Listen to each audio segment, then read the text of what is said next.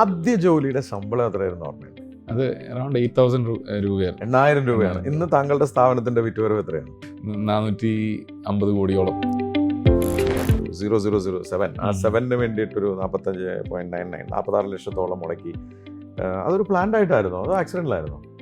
ഞാനതൊരു 7 ലക്ഷമൊക്കെ വരുമ്പോഴത്തേക്കും വിട്ടേക്കാൻ പറഞ്ഞിട്ട് ഞാൻ പോയതാണ്. അപ്പോഴും ചിന്തിച്ചിട്ടുണ്ടായിരുന്നില്ല ഇത് ഇങ്ങനെ വലിയ സംഭവമാണെന്ന്. ഞാൻ ഓർത്ത് കേരളത്തിൽ ചിലപ്പോൾ ആവുമായിരിക്കും, കാരണം പത്രത്തിൽ വരും ഒരു ലൈൻ, അത്രേ വിചാരിച്ചുള്ളൂ. പക്ഷേ ഇപ്പം ഞാൻ ഡൽഹിയിൽ ഒരു ആൾക്കാർ അറിയും, അപ്പം അങ്ങനത്തെ ഒരു അവസ്ഥയാണ്. അപ്പോൾ എനിക്ക് തോന്നുന്നു 46 ലക്ഷം രൂപ ഞാൻ അല്ലാതെ മുടക്കിയിരുന്നെങ്കിൽ എന്നെ ഒരു മനുഷ്യനും അറിയത്തില്ല.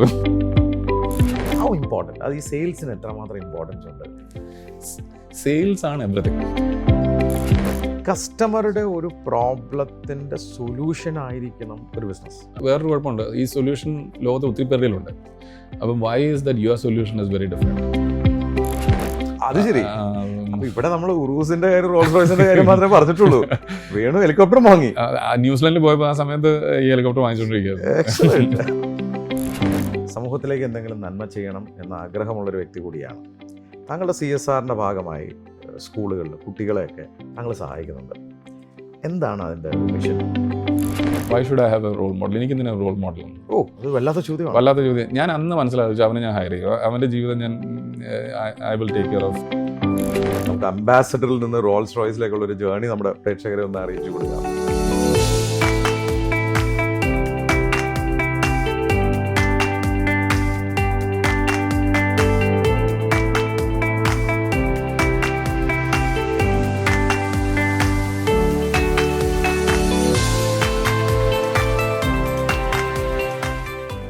സംരംഭം എന്ന് പറയുന്നത് ചിലർക്ക് ഒരു ലഹരിയാണ്.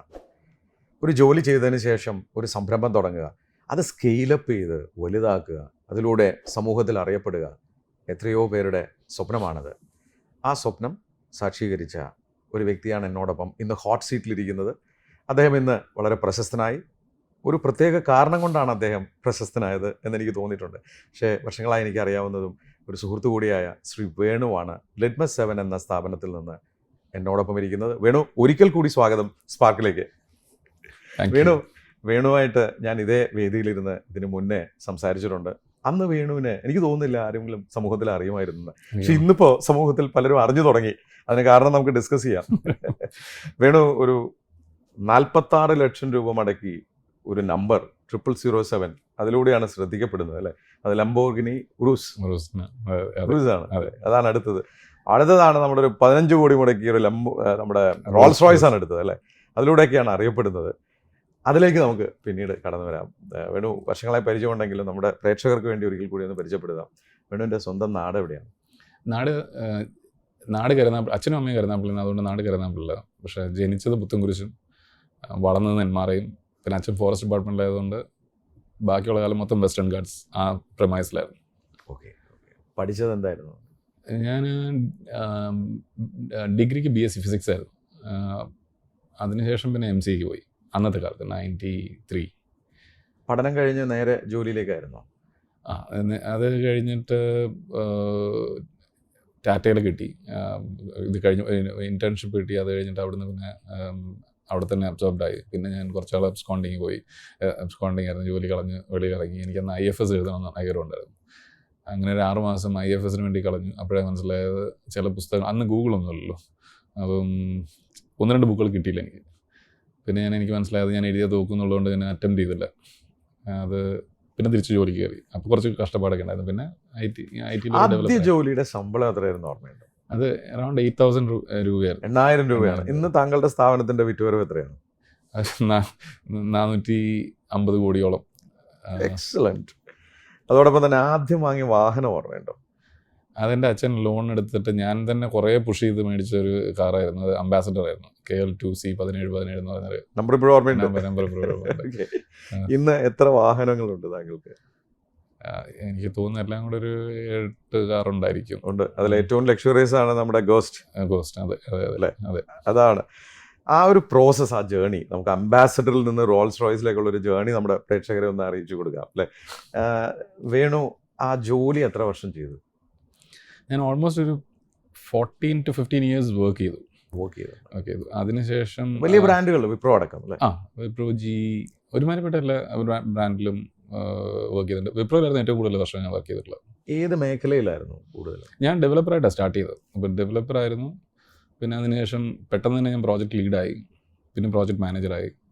എനിക്ക് തോന്നുന്നു I was probably one of the earliest എന്താ പറയുക, എത്രയും പെട്ടെന്ന് മാനേജറായിട്ടുള്ള ഒരു മനുഷ്യനായിരുന്നു. അതിന് വഴികളൊക്കെ ഞാൻ കണ്ടുപിടിച്ച് അങ്ങനെ എനിക്കതായിരുന്നു ഇഷ്ടം. അങ്ങനെ ടെക്നോളജി എനിക്കറിയാം. അതിൻ്റെ കൂട്ടത്തിൽ പിന്നെ മാനേജ്മെൻറ്റോട് വരുമ്പോൾ അതൊരു ഡെഡ്ലി കോമ്പിനേഷൻ ആയിരുന്നു. അങ്ങനെ ഒരു 8,000 രൂപ ശമ്പളത്തിൽ നിന്ന് താങ്കൾ ഈ ബിസിനസ് ഒക്കെ തുടങ്ങുന്നതിന് മുമ്പ് എത്ര നല്ല ഹൈലി പെയ്ഡ് ആയിരുന്നോ? ഇല്ല, ഞാൻ ഒരിക്കലും ആക്ച്വലി പറഞ്ഞ ശമ്പളത്തിനെ കുറിച്ച് അധികം രണ്ട് പ്രാവശ്യമാണ് എൻ്റെ ജീവിതത്തിൽ ഞാൻ ശമ്പളം ചോദിച്ചു വാങ്ങിയിട്ടുള്ളത്. ഒന്ന് ഈ 8,000 രൂപയിൽ നിന്ന് എൻ്റെ 8,000 രൂപ, പിന്നെ അത് കഴിഞ്ഞിട്ട് അതൊരു ശകലോടെ കൂടി അങ്ങനെ ഒരു 2 ലക്ഷം രൂപയൊക്കെ ആയിരുന്ന സമയത്ത്, 2 ലക്ഷം ഒരു വർഷം ആയിരുന്ന സമയത്ത് വിപ്രോയിൽ ഞാൻ 6 ലക്ഷം ചോദിച്ചു. അപ്പോൾ അവരെൻ്റെ അടുത്ത് ഒരു നിങ്ങൾക്ക് എന്താ കണ്ണ് കാണത്തില്ലേ എന്നുള്ള രീതിയിലുള്ള സംസാരം ഉണ്ടായിരുന്നു. ആ HR ഇപ്പം എൻ്റെ ഫ്രണ്ടാണ്. കാരണം ഇറ്റ് ഇസ് 2 എന്ന് പറയുന്നത് 4 100% പിന്നെ അത് 6 എത്ര %? 50,000 രൂപ. അപ്പോൾ അത് ഭയങ്കര കൂടുതലാണല്ലോ. പക്ഷേ they gave me that money. അങ്ങനെയായിരുന്നു. അവിടെ നിന്നൊക്കെയാണ് എൻ്റെ കോൺഫിഡൻസ് ഭയങ്കരമായിട്ട് ബിൽഡ് ആവാൻ തുടങ്ങി. പിന്നെ ഞാൻ എന്തെങ്കിലും ഒരു കാര്യം ചെയ്യുമ്പോൾ അത് വൃത്തിയായിട്ട് അതിൻ്റെ അറ്റം വരെ പോകാൻ ശ്രമിക്കും. നോട്ട് ദാറ്റ് അതിൻ്റെ മാസ്റ്റർ ഒന്നും ആവണമെന്നില്ല, പക്ഷെ റീസണബിളി ഒരു നല്ല എഫേർട്ട് ഇടുന്നവരാണ്. 15 കൊല്ലത്തിന് ശേഷമാണ് ഒരു സംരംഭം എന്ന രീതിയിൽ ചിന്തിക്കാൻ തുടങ്ങിയത്. അതിന് മുമ്പ് ചിന്തിച്ചു തുടങ്ങി, പക്ഷെ ഒരിക്കലും ദൈവം എന്നെ കൊണ്ടെത്തിച്ചില്ല അവിടെ. പലപ്പോഴും ഞാൻ ചിന്തിക്കുന്ന സാധനങ്ങളൊക്കെ ദൈവമായിട്ട് തന്നെ നിർത്തി തരുക. എന്തെങ്കിലും തുടങ്ങി പരാജയപ്പെട്ടിട്ടുണ്ടോ? ഇല്ല, ഒന്നും തുടങ്ങി പരാജയപ്പെട്ടിട്ടില്ല. പക്ഷെ തുടങ്ങുന്നതിന് മുമ്പ് തന്നെ പരാജയപ്പെട്ടിട്ടുണ്ട്. അത് സമാധാനം. അല്ല, അതൊരു എനിക്ക് IT തുടങ്ങുന്നതിനോട് വലിയ താല്പര്യമില്ലായിരുന്നു personally. I wanted to be ഒരു സ്പേസ്, ആൾക്കാരോട് സമ്പർക്കം നടത്തുന്ന സ്പേസ് ആയിരുന്നു എനിക്ക് കുറച്ച് കൂടുതൽ ഇഷ്ടം. പക്ഷേ അപ്പോൾ അങ്ങനെ കേരളത്തിൽ വർക്ക് ചെയ്യാൻ എനിക്ക് കേരളത്തിലോട്ട് തിരിച്ചു വരണമെന്നുണ്ടായിരുന്നു. അച്ഛനും അമ്മയും എനിക്ക് ഹോം സിക്നസ് കുറച്ച് കൂടുതലുള്ള മനുഷ്യനാണ്. അപ്പോൾ ബാംഗ്ലൂരിൽ നിന്ന് എങ്ങനെയും മാറി സ്വന്തം നാട്ടിൽ വരണം. അപ്പോൾ ഇവിടെ ചെയ്യാൻ പറ്റുന്നൊരു ബിസിനസ് പ്രൈമർലി എന്നെക്കൊണ്ട് ചിന്തിക്കാൻ പറ്റിയത് അന്ന് ടൂറിസം ആയിരുന്നു. അപ്പോൾ അതിൻ്റെ ഒരു വലിയ പ്രോജക്റ്റ് പ്രിപ്പയർ ചെയ്തു. SBI അപ്രൂവലൊക്കെ കിട്ടി. കാന്തല്ലൂരായിരുന്നു. അന്ന് കുറച്ച് 10-24 ഏക്കർ ഉണ്ടായിരുന്നു. അപ്പോൾ അതിൻ്റെ അഡ്വാൻസ് മാത്രമേ കൊടുത്തുള്ളൂ. ഒരു വളരെ യുണീക്കായിട്ടുള്ളൊരു പ്രോജക്റ്റ്. പക്ഷേ അന്ന് അച്യുതാനന്ദൻ്റെ സമയത്ത് റീക്ലെയിം ചെയ്തല്ലോ കുറേ ഫോറസ്റ്റ് ലാൻഡ്. അപ്പോൾ അന്ന് ഈ സാധനം പോയി. അപ്പോൾ എനിക്ക് മനസ്സിലായി ഇതെനിക്ക് വേണ്ടിയിട്ടുള്ളതല്ല പ്രശ്നം. ആ സമയത്ത് I was doing one of the world's biggest most complicated ആയിട്ടുള്ള ഒരു റീറ്റെയിൽ ഇംപ്ലിമെൻറ്റേഷൻ ചെയ്തുകൊണ്ടിരിക്കുന്ന സമയമായിരുന്നു.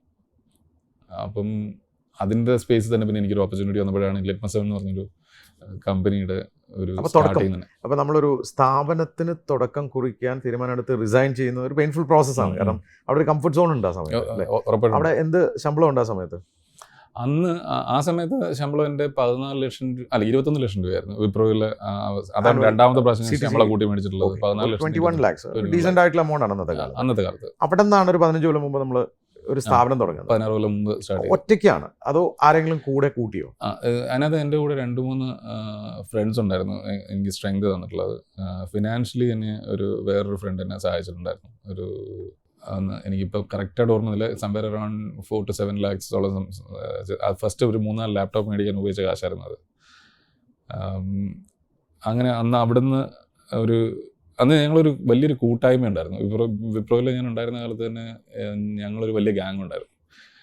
കുറച്ചൊരു റിബല്ലിയസ് ആയിട്ടുള്ള ഒരു ടീമായിരുന്നു അത് മൊത്തം. അപ്പം ഞങ്ങളെല്ലാവരും കൂടെയാണ് തീരുമാനിച്ചത് പിന്നെ വീണ്ടും സ്റ്റാർട്ട് ചെയ്യാം, അപ്പം ഞാൻ കൂടെ വരാം എന്നുള്ള ആ ഒരു മൈൻഡ് സെറ്റ്. അവരെല്ലാവരും ഇപ്പോഴും എൻ്റെ കൂടെ ഉണ്ട്.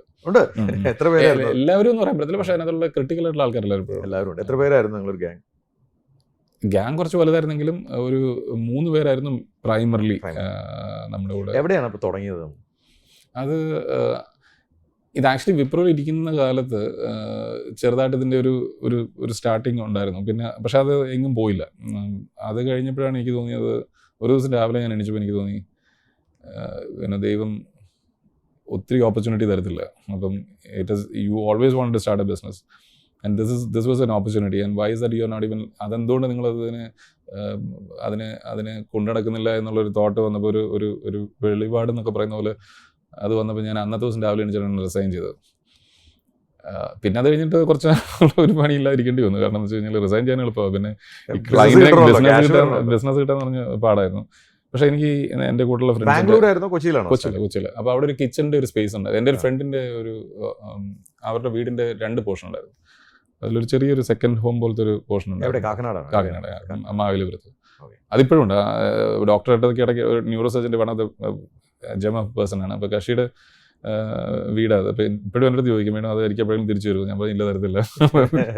അത് വാങ്ങിക്കായിരുന്നു. ഇല്ല ഞാനിപ്പോഴും വാടകയും മര്യാദ കൊടുക്കുന്നില്ല. എടുത്ത് വെച്ചിരിക്കുക നമ്മുടെ ഒരു നൊസ്റ്റാൾജിയ. എനിക്ക് പഴയ സാധനങ്ങളൊന്നും കളയുന്ന ഇഷ്ടമല്ല. അത് വാഹനമാണെങ്കിലും ബുക്കാണെങ്കിലും എല്ലാം എല്ലാം കളക്ഷൻ ഉണ്ട്. അത് ഇങ്ങനെ വെച്ച് അവിടെ നിന്ന് ആദ്യത്തെ എംപ്ലോയി ആരായിരുന്നു? അപ്പോൾ ജെയിംസ് എന്ന് പറഞ്ഞൊരു ഒരു ആക്ച്വലി ജെയിംസ് അല്ല, രണ്ട് സ്ട്രൈഡ് ഉണ്ട് അതിനകത്ത്. ആദ്യത്തെ ഞാൻ പറഞ്ഞില്ലേ എന്നെ ഇത് ഈ ബിസിനസ് വേണോ വേണ്ടത്, ആ സമയത്ത് മൂന്ന് പേരുണ്ടായിരുന്നു. ഫെറോളിൻ, സന്ദീപൻ, അഭിലാഷ് എന്ന് പറഞ്ഞിട്ട് 3 പേരുണ്ടായിരുന്നു. അവർ കുറച്ച് നാൾ എൻ്റെ കൂടെ നിന്നുള്ളൂ. ആ സമയത്ത് അവർ 2 പേര് തിരിച്ചു വന്നു എൻ്റെ കൂടെ. അതിൽ 2 പേരും ഇപ്പം എൻ്റെ കൂടെ ഉണ്ട്. പിന്നെ വന്നിട്ടുള്ളത് എനിക്ക് മെൻ്റലി മോറലി ഭയങ്കര സപ്പോർട്ടായിട്ടുണ്ടായിരുന്നത് ജെയിംസ് എന്ന് പറയുന്ന ഒരാൾ. ഞാൻ ഇപ്പം നമ്മുടെ കൂടെ അല്ല, അങ്ങനെ ഒറ്റയ്ക്കുള്ള സംരംഭമാണ്. പിന്നെ അതിൻ്റെ കൂടെ വേറെ 2 പേരുണ്ടായിരുന്നു. അവർ 1 in a million kind of ആൾക്കാരാണ്. അവർ ചെയ്യാത്തൊരു സാധനം, അവർക്ക് ചെയ്യാൻ പറ്റാത്തൊരു സാധനം ലോകത്ത് അവർക്ക് ചെയ്യാൻ പറ്റത്തില്ല. അപ്പോൾ അങ്ങനെ ഒരു കൾട്ട് ഗ്രൂപ്പായിരുന്നു അന്ന് മുതൽ. അപ്പോൾ ഒരു 3 സുഹൃത്തുക്കൾ താങ്കളും ചേർന്ന് നമ്മുടെ കാക്കനാട് വന്ന് ഒരു ചെറിയ കിച്ചൺ സ്പേസിൽ വെച്ച് തുടങ്ങി. ഇന്നിപ്പോൾ എത്ര എംപ്ലോയീസിലേക്ക് എത്തിയത്? ക്ലോസ് ടു ഒരു 9,000 സംതിങ്, ക്ലോസ് ടു അബൌട്ട് 1,000 ആൾക്കാരായി. 1000 പേരായി. 1000 പേർക്ക് തൊഴിൽ കൊടുക്കുന്ന രീതിയിൽ നമ്മൾ വളർന്നു എന്നുള്ളത് വലിയ കാര്യം തന്നെയാണ് ഈ ഒരു സ്പാനിൽ, അല്ലേ? അതോടൊപ്പം ഈ ലിറ്റ്മസ് 7 എന്ന പേരിലേക്ക് എങ്ങനെ എത്തിയത്? അത് ഞങ്ങൾ ഈ കമ്പനിയൊക്കെ തുടങ്ങി ഇങ്ങനെ ഇരിക്കുമ്പം പ്രത്യേകിച്ച് പണിയൊന്നും ഇല്ലായിരിക്കുമായിരുന്നു. അധികം ബിസിനസ്സുകളൊന്നുമില്ലല്ലോ. പിന്നെ നമുക്ക് അന്ന് മുതൽ ഇന്ന് വരെ എൻ്റെ ജീവിതത്തിലുള്ള ഒരു സാധനം, ഈ ഫൺ എലിമെൻ്റ് എനിക്ക് ഭയങ്കര ഇഷ്ടമാണ്. അപ്പം ഭയങ്കര സീരിയസ് ആ ഒരു അപ്രോച്ച് എനിക്ക് ഇഷ്ടമല്ല. അപ്പം ഞങ്ങളന്ന് പിന്നെ പറയാൻ കൊള്ളാമെന്ന് അറിയത്തില്ല, പക്ഷേ വെള്ളം അടിക്കുന്ന ഗ്രൂപ്പിലുള്ള ആൾക്കാരല്ലേ ഞങ്ങളെല്ലാവരും. അപ്പം അന്ന് ഞങ്ങളെല്ലാം കൂടെ ഈ പറയുന്ന ഓഫീസിനകത്ത് ഇരുന്നപ്പോൾ ഞങ്ങളിങ്ങനെ ആലോചിച്ചിട്ട് നല്ലൊരു പേര് വേണമല്ലോ നമ്മുടെ കമ്പനിക്ക്. അതിന് മുമ്പ് വേറൊരു പേരായിരുന്നു, അപ്പോൾ ആ പേര് മാറ്റണമായിരുന്നു. അങ്ങനെ ആലോചിച്ച് വന്ന് ഞങ്ങൾക്ക് സ്വന്തമായിട്ട് കണ്ടുപിടിക്കാൻ പറ്റാത്തതുകൊണ്ട് ഒരു ഏജൻസിക്ക് കൊടുത്തു. അപ്പോൾ അവർ 10 പേര് തന്നു. അപ്പോൾ 10 പേരിനകത്ത് 2 ചോദ്യം ഉണ്ടായിരുന്നു. നിങ്ങളുടെ ഫേവറേറ്റ് നമ്പർ ഏതാണ്? അത് 7 ആയിരുന്നു. What do you stand for? നിങ്ങൾ എന്തിനാണ് നിലകൊള്ളുന്നത് എന്നുള്ള. അപ്പം അൺഅഡൾട്രേറ്റഡ് സർവീസ്, നമ്മൾ എന്ത് പറയുന്നോ അതാണ് ചെയ്യുക. വി വാക്ക് ദ ടോക്ക് എന്നുള്ള അത്രയൊക്കെ പറയാനേ അറിയാവുള്ളൂ അന്ന്. അപ്പോൾ അതൊക്കെ പറഞ്ഞപ്പോൾ അത് വെച്ചിട്ട് കക്ഷി കോയിൻ ചെയ്താണ് ലിറ്റ്മസ് 7. അപ്പം ലിറ്റ്മസ് 7 എന്ന് പറയുമ്പോൾ pH വാല്യൂ 7. ലിറ്റ്മസ് ടെസ്റ്റ് നടത്തി കഴിയുമ്പോൾ pH വാല്യൂ 7 എന്ന് പറഞ്ഞു കഴിഞ്ഞാൽ വാട്ടറാണ്, എഡിബിളാണ്, ഡ്രിങ്കബിളാണ്, അൺഅഡൾട്രേറ്റഡ് ആണ്. അപ്പം ഞാൻ ഈ 10 പേര് വെച്ച് നോക്കിയപ്പം ബാക്കിയുള്ള 9 പേരും കേട്ട് കഴിഞ്ഞാൽ ഒരു IT കമ്പനിയുടെ ഒരു ടിപ്പിക്കൽ പേര്. ഇതല്ല. പിന്നെ ഞങ്ങൾ ആ സമയത്ത് വെള്ളം അടിച്ചുകൊണ്ടിരിക്കുകയെന്ന് തോന്നുന്നു. ഞങ്ങൾ വെള്ളം മലയാളികൾ pH വാല്യൂ 7. ഇത് രണ്ടും കൂടെ നല്ലോണം മാച്ച് വന്നപ്പോൾ എനിക്ക് തോന്നുന്നു ഒരു യൂണിവേഴ്സൽ അലൈൻമെന്റ് ഉണ്ട്. അങ്ങനെയാണ് ലിറ്റ്മസ് 7ലേക്ക് വരുന്നത്. പിന്നെ അതെല്ലാവരും ചോദിക്കും, ഇതെന്താ ഒരു IT കമ്പനി, കെമിക്കൽ കമ്പനിയുടെ പേര്, വളരെ ഡിഫറെന്റ് ആയിട്ടുള്ള പേര്. പലപ്പോഴും എല്ലാവർക്കും ഈ ലിറ്റ്മസ് 7 എന്ത് സർവീസാണ് ചെയ്യുന്നതെന്ന് അറിയില്ല. നിങ്ങൾ ഈ ഒരു 450 കോടി 1000 എംപ്ലോയീസ് എന്നൊക്കെ പറയുമ്പോൾ എന്ത് സർവീസാണ് ആക്ച്വലി നിങ്ങൾ ചെയ്യുന്നത്? ആക്ച്വലി ഇന്ത്യയിൽ നമ്മൾ വലുത് കാര്യമായിട്ട് ചെയ്യുന്നില്ലെന്നുണ്ടെങ്കിൽ പോലും അതിൻ്റെ ഇമ്പാക്റ്റ് വരുന്നില്ലെങ്കിൽ പോലും US മാർക്കറ്റാണ് നമ്മുടെ മെയിൻ. അപ്പം നമ്മൾ സത്യം പറഞ്ഞാൽ US ഒരുമാതിരിപ്പെട്ട എല്ലാ കൺസ്യൂമേഴ്സിനെയും നമ്മൾ ചെയ്ത വർക്ക് ടച്ച് ചെയ്തിട്ടുണ്ടാവും. എന്ന് വെച്ച് കഴിഞ്ഞാൽ ഇ-കൊമേഴ്സ് എന്ന് പറയുന്ന സ്പേസ് നമ്മുടെ ഒരു വലിയൊരു പോർട്ട്ഫോളിയോ, നമ്മുടെ മൊത്തം പോർട്ട്ഫോളിയോയിൽ ഏറ്റവും വലിയൊരു പോർഷൻ എന്ന് പറയുന്നത് ഇ-കൊമേഴ്സാണ്. അപ്പം എനിബഡി ഹു വാണ്ട്സ്, ഇപ്പോൾ റീറ്റെയിലേഴ്സിൻ്റെ ഇ-കൊമേഴ്സ് മുതൽ order management, warehouse management, so അവരുടെ സ്റ്റോർ അല്ലാതെ ഒരു ട്രഡീഷണൽ ബിസിനസ് അല്ലാതെ ഡിജിറ്റൽ അവർ എന്ത് ചെയ്യണമെങ്കിലും ഞങ്ങൾ ആ ഒരു സ്പേസിൽ ലീഡേഴ്സാണ്. We know what need to be done. അപ്പം നമ്മുടെ ക്ലയൻസ് ആരൊക്കെയാണ്? സെഫോറ, അതുപോലെ തന്നെ അണ്ടർ ആർമർ, അങ്ങനെ തുടങ്ങുന്ന ഒരു 10-30 ക്ലയൻസ് ആണ്. എല്ലാവരും വലിയ US-ലാണ്. അപ്പോൾ അവരുടെ റീറ്റെയിൽ ആ ഒരു ഓൺലൈൻ പ്രസൻസ് നമ്മളാണത് ഡിസൈൻ ചെയ്ത് നമ്മൾ മാത്രമല്ല. പക്ഷേ ഇപ്പോൾ സെഫോറയൊക്കെ പറഞ്ഞു കഴിഞ്ഞാൽ നമ്മളാണ് നമ്പർ 1. അത് നമ്മുടെ ആദ്യത്തെ ക്ലയൻറ്റ്, 16 വർഷമായിട്ട് നമ്മുടെ ക്ലയൻറ്റ്. അവർ നമ്മുടെ ഏറ്റവും വലിയ ക്ലയൻറ്റാണ്. നമ്മൾ അവരുടെ വലിയൊരു പാർട്ട്ണറുമാണ്. ബാക്കിയുള്ളിടത്തെല്ലാം നമ്മളാന്ന് പറയാൻ പറ്റത്തില്ല. പക്ഷേ വേറെവർ വി വെരി ക്രിട്ടിക്കൽ. അവരെ സംബന്ധിച്ചിടത്തോളം നമ്മൾ എന്നുവെച്ചാൽ നമ്മുടെ ഇപ്പം ട്രഡീഷണൽ ഇൻഡസ്ട്രി, നമ്മുടെ ഇൻഡസ്ട്രി വെച്ച് നോക്കിക്കഴിഞ്ഞാൽ ട്രഡീഷണൽ ഞങ്ങളുടെ കോമ്പറ്റീറ്റേഴ്സ് ആയിട്ടുള്ളതെന്ന് വെച്ച് കഴിഞ്ഞാൽ ആവറേജ് എക്സ്പീരിയൻസ് ഒരു 3 വർഷമായിരിക്കും. ഞങ്ങളുടെ 9 വർഷമൊക്കെ. അപ്പോൾ ദാറ്റ് മീൻസ് എല്ലാവരും വയസ്സ് ചെയ്യുന്ന കിളവന്മാരായിട്ടുള്ള ആൾക്കാരാണ് ഇപ്പുറത്തുള്ളത്. അതെ, എനിക്ക് മാത്രമേ ഉള്ളൂ 35 വയസ്സുള്ളൂ. ബാക്കിയുള്ളവർക്കും 50-60 വയസ്സായെന്ന് തോന്നുന്നു. എല്ലാവരും പ്രായമായിട്ടുള്ള ആൾക്കാരാണ്. അപ്പോൾ അതിൻ്റേതായിട്ടുള്ളൊരു വ്യത്യാസമുണ്ട് ഭയങ്കരമായിട്ട്. അപ്പോൾ നമ്മൾ 2 മണിക്കൂർ പണിയെടുക്കുന്നത് പിള്ളേർ 2 മണിക്കൂർ പണിയെടുക്കുന്നത് തമ്മിലുള്ള വ്യത്യാസം ഉണ്ടല്ലോ.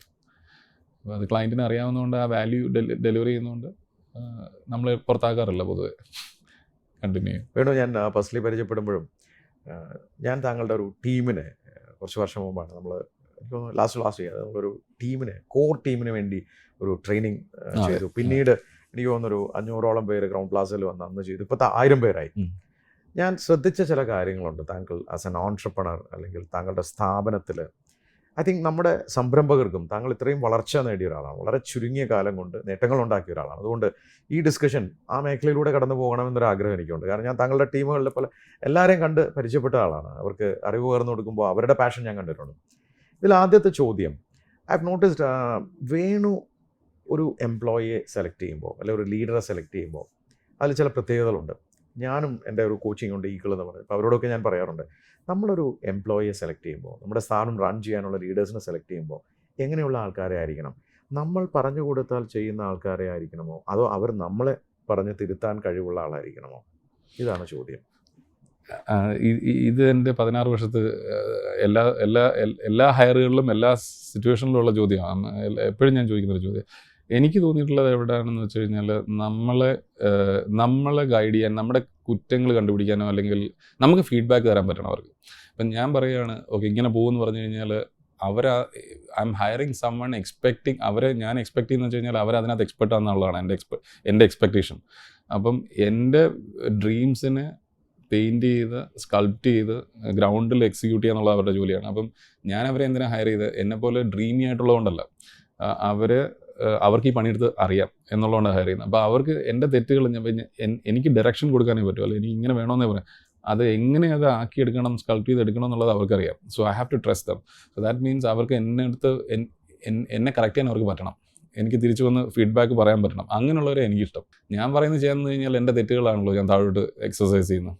ഇത് 2 പേരുണ്ടെന്നുണ്ടെങ്കിൽ we can see both side of the coin.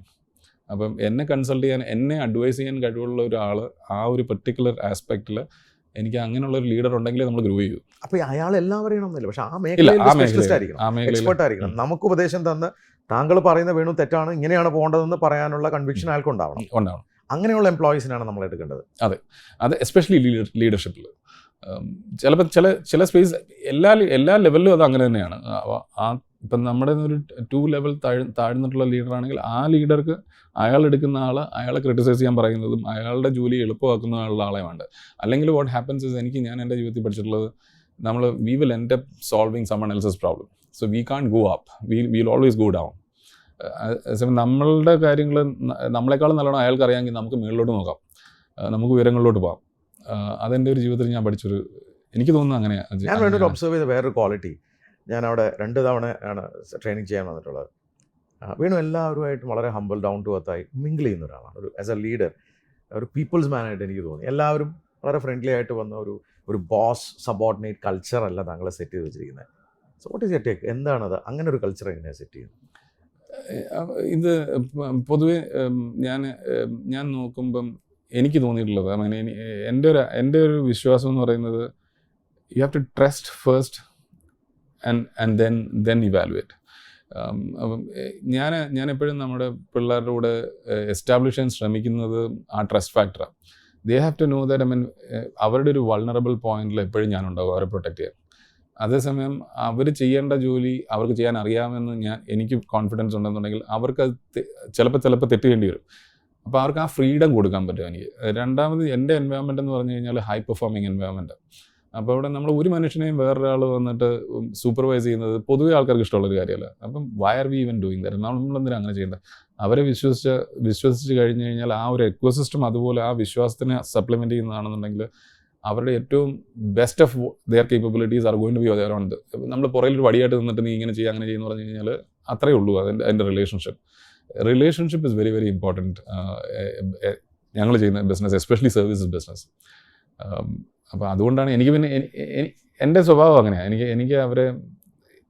എനിക്ക് സ്നേഹത്തിൻ്റെ ഭാഷയിൽ സംസാരിക്കുന്നത് എനിക്ക് കൂടുതൽ ഇഷ്ടം, rather than authoritative language എനിക്ക് അത്ര ഇഷ്ടമുള്ള കാര്യമല്ല.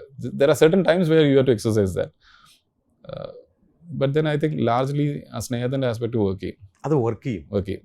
അവിടെ വേറൊരു ആംഗിളുണ്ട്. ഇന്ന് നമ്മൾ എല്ലാവരും സ്ട്രഗിൾ ചെയ്യുന്ന ഒരു ഏരിയയാണ് നമ്മുടെ 1995 ശേഷം ജനിച്ച ജെൻസി എന്ന് പറയുന്ന നമ്മുടെ ന്യൂജൻ എന്നൊക്കെ വിളിക്കുന്ന ഈ കുട്ടികളൊക്കെ ഇപ്പോൾ മാർക്കറ്റിലേക്ക് വന്നു കഴിഞ്ഞു. അവരാണിപ്പോൾ ഒരു പ്രിഡോമിനൻ്റ് 90% വർക്ക് ഫോഴ്സ് അവരാണ്. അപ്പോൾ ഇന്ന് എല്ലാവരും പറയുന്നത് അവരെ ഹാൻഡിൽ ചെയ്യാൻ ബുദ്ധിമുട്ടാണ്, പ്രശ്നങ്ങളാണ്, ഒരു ഉത്തരവാദിത്തം ഏറ്റെടുക്കുന്നില്ല, പെട്ടെന്ന് ക്വിറ്റ് ചെയ്യുന്ന ഒരു സമൂഹമാണ്. What's your take? കാരണം നിങ്ങളുടെ അവിടെയും ജെൻസി ഉണ്ട്, ഇവരെങ്ങനെ മാനേജ് ചെയ്യുന്നത്? ഇത് രണ്ട് പെർസ്പെക്റ്റീവ് ഉണ്ട് ഇതിനകത്ത്. എനിക്ക് തോന്നിയിട്ടുള്ളതെന്ന് വെച്ച് കഴിഞ്ഞാൽ കാലത്തിനനുസരിച്ചിട്ട് ചേഞ്ചസ് അനിവാര്യമാണ്. അപ്പം ഏത് ലീഡറാണെന്നുണ്ടെങ്കിലും നമുക്ക് എപ്പോഴും താഴത്തെ ജനറേഷൻ നോക്കിയിട്ട് കുറ്റം പറയാൻ ഭയങ്കര എളുപ്പമാണ്.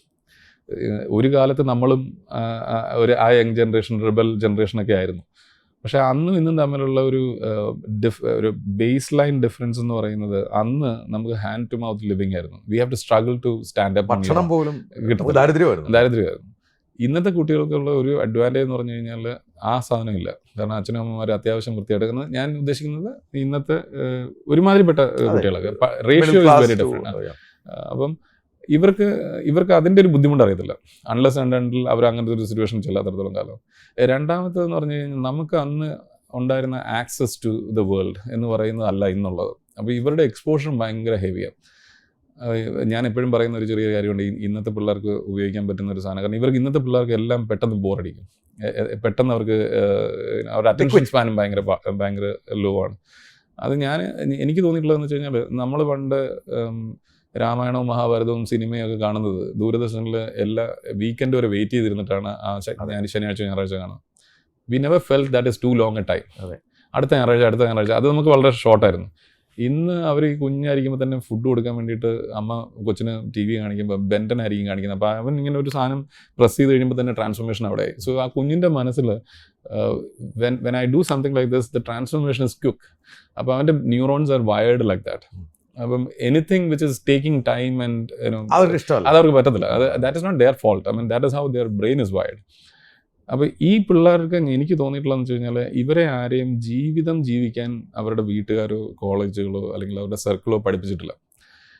അവർക്ക് അറിയത്തില്ല, അത് നോക്കേണ്ട കാര്യമില്ല. അവർ വിചാരിക്കുന്നത് എങ്ങനെയായാലും ജീവിച്ചൊക്കെ പോകും എന്നുള്ളതാണ്. പക്ഷെ നമ്മൾ കമ്പനിയിൽ വന്നു കഴിയുമ്പം എനിക്ക് തോന്നിയിട്ടുള്ളത്, if we can make them feel belonged, make them realise the value that they can actually, അവർക്ക് എങ്ങനെ വാല്യൂ ഉണ്ടാക്കാൻ പറ്റും, അവരുടെ ജീവിതം എങ്ങനെ പ്രൊട്ടക്ട് ചെയ്യാൻ പറ്റും, ആ ഒരു പുതിയൊരു ആസ്പെക്റ്റ് അവരെ കാണിച്ചു കൊടുക്കാൻ പറ്റിക്കഴിഞ്ഞാൽ, they are just like us and probably much better than us. കാരണം എന്ന് വെച്ച് കഴിഞ്ഞാൽ അവരുടെ access to information is phenomenally different than what we R.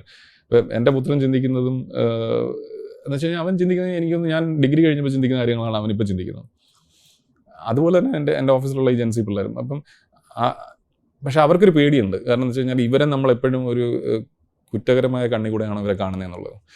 അത് നമ്മളൊന്ന് മാറ്റിയിട്ട് അവർക്ക് ആ ഒരു പ്ലാറ്റ്ഫോം കൊടുത്തു, അവർക്ക് ജീവിതത്തിൽ അവർക്ക് ചിന്തിക്കാൻ പറ്റുന്നതിനപ്പുറത്ത് അവർ ഡെവലപ്പ് ചെയ്യാൻ പറ്റുമെന്ന് കാണിക്കാൻ പറ്റിക്കഴിഞ്ഞാൽ, they are going to work wonders. എനിക്ക് അങ്ങനെയാണ് തോന്നിയിട്ടുള്ളത്.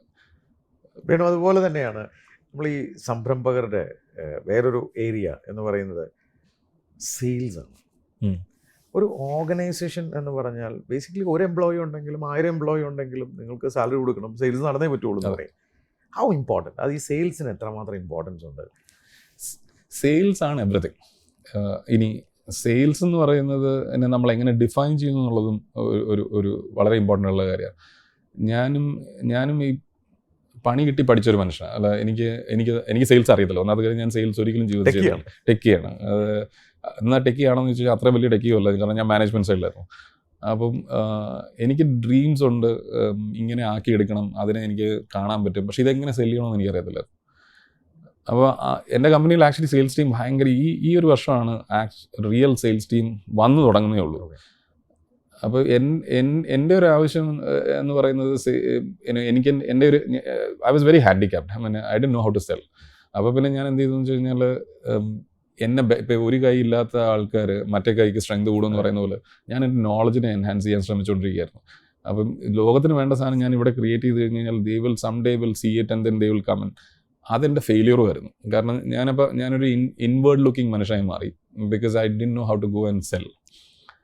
അതുകൊണ്ട് ഞാൻ വിചാരിക്കുന്നത് ഞാനൊരു സക്സസ്ഫുൾ മനുഷ്യനല്ല. ബിക്കോസ് ഇന്നത്തെ എൻ്റെ കപ്പാസിറ്റിയുടെ ഡബിളോ അതിന് മുകളിൽ ഈ കമ്പനി ഗ്രോ ചെയ്യാനുള്ള കപ്പാസിറ്റി ഉണ്ടായിരുന്നു, if I knew what sales was at the right time. എനിക്ക് ഓൺട്രപ്രനേഴ്സിനോട് പറയാനുള്ള ഒറ്റ കാര്യം, സെയിൽസിൽ വരുമ്പം സെയിൽസിനെ ഡിഫൈൻ ചെയ്യണം. സെയിൽസിനകത്ത് നിങ്ങൾക്ക് ഒരു കാര്യം, ഫണ്ടമെൻ്റൽ ആസ്പെക്റ്റ് എന്ന് പറഞ്ഞാൽ, you can not convince anyone. ഇത് എൻ്റെ ഒരു വിശ്വാസം. ആ കൺവിൻസ് ചെയ്യുക എന്ന് പറയുന്നത് അയാളുടെ തീരുമാനം. അപ്പുറത്തിരിക്കുന്ന ആൾക്കാരാണ് തീരുമാനിക്കുന്നത് why should I get convinced, and it is a decision solely taken by that brain. You cannot do that. The only thing that you can do is how to അയാളെ എങ്ങനെ ആ പോയിന്റിലോട്ട് എത്തിക്കാം, അതിന് എന്ത് കൊടുക്കാം. അപ്പം അത്രയും ഡീപ്പായിരിക്കണം സെയിൽസ് എന്ന് പറയുന്നത്. എന്തെങ്കിലും പോയിട്ട് ഞാൻ ഒരു സാധനം വിൽക്കാന്ന് പറഞ്ഞു കഴിഞ്ഞാൽ അത് നിങ്ങളുടെ ആവശ്യമാണ്, അവരുടെ ആവശ്യമല്ല. അവരുടെ ആവശ്യമായിട്ട് ഇത് എങ്ങനെ മാറ്റും എന്നുള്ളതാണ് ആ സെയിൽസ് പ്രോസസ്സ് എന്ന് പറയുന്നത്. അതിൽ ഇൻവെസ്റ്റ് ചെയ്ത് കഴിഞ്ഞാൽ ഈ കാര്യം നടക്കും. കാരണം എൻ്റെ ഒത്തിരി സെയിൽസ് നടത്തിയിട്ട് റവന്യൂ വന്നില്ലെങ്കിൽ ബാക്കി പറയുന്ന കാര്യങ്ങളെല്ലാം വൃതാവിലാണ്, ഒരു കാര്യമില്ല, ഇത് നടക്കാൻ പോകുന്നില്ലല്ലോ. അപ്പം sales is extremely critical. How do you make the other person കസ്റ്റമറുടെ ഒരു പ്രോബ്ലത്തിന്റെ സൊല്യൂഷൻ ആയിരിക്കണം ഒരു ബിസിനസ്. അതെ, ആ സൊല്യൂഷൻ എന്ന് പറയുന്നത് വേറൊരു കുഴപ്പമുണ്ട്. ഈ സൊല്യൂഷൻ ലോകത്ത് ഒത്തിരി പേരിലുണ്ട്. അപ്പം why is that your solution is very different. അപ്പോൾ ആ ഒരു ആസ്പെക്റ്റും. അപ്പം ഞാനെപ്പോഴും എൻ്റെ ആൾക്കാർക്ക് പറയുന്നത്, don't go and give a solution to the customer, walk along their problem, walk with them. Because നിങ്ങൾക്കുള്ള സൊല്യൂഷൻ നിങ്ങൾ കണ്ടിട്ടുള്ള ഒരു 5 കാര്യങ്ങൾ കൊണ്ടായിരിക്കും. അപ്പോൾ കസ്റ്റമർ പറയുമ്പോൾ നമ്മൾ പെട്ടെന്ന് നമ്മുടെ mind goes in to a shortcut mode. ഇയാൾ ഇത്രയും പറഞ്ഞ സ്ഥിതിക്ക് ഇതായിരിക്കും, ഇങ്ങനെ ആയിരിക്കും. അപ്പം നമ്മൾ will get into assumptions. That can actually back fair.